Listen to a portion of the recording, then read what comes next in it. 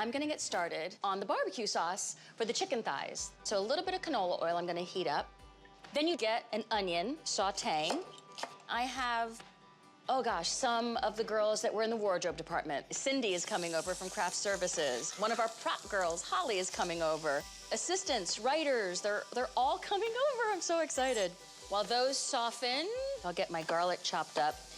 And I'm not cutting the garlic super fine because once I get all the ingredients together in my pan and get it cooked down nice and thick, I'm gonna blend it all together so it gets nice and smooth and creamy. Garlic goes in.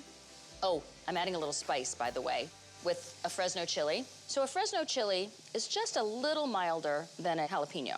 I'm just gonna get all the seeds out because I don't want it spicy. I just want the heat to kind of round out the flavor.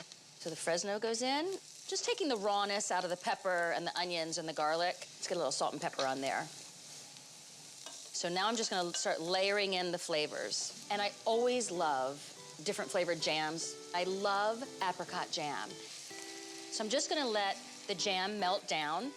And while it does, I'm gonna start squeezing my orange juice because the orange juice really complements the apricot. I'm gonna get at least a half a cup in here. Get a fork in there and I can really get all the juice out. Looks like that's my half. Okay. Smells sweet. A little bit of Worcestershire sauce, just a tablespoon.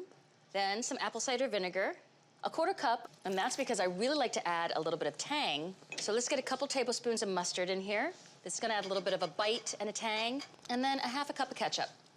So now all I want to do is let this guy reduce and get a little bit thicker. My barbecue sauce is looking beautiful. Okay, it goes into the blender. Now here's the deal, guys. The key to this is to make sure it's on low so it just releases the steam. And that way it won't splash everywhere and burn you. And just slowly build up the speed.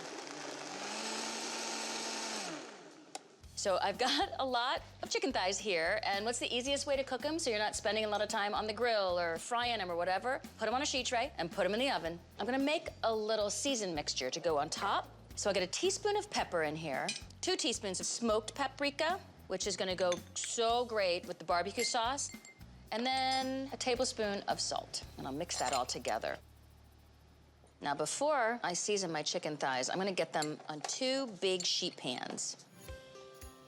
A little FYI, guys, if you wanna make your life easier, put a little foil down first. That pan's gonna be so much easier to clean. Okay, a little bit of olive oil. Now, the chicken thighs already have a lot of fat in them, so they're gonna give off a lot of flavor, and the bone is in, so that's gonna give off a lot of flavor. And this is just gonna help the seasoning stick. So let's get this seasoned up. You can just smell the smoky paprika. This is one of those super easy dishes that looks like you spent a lot of time and a lot of work. All right, 375 for 35 minutes.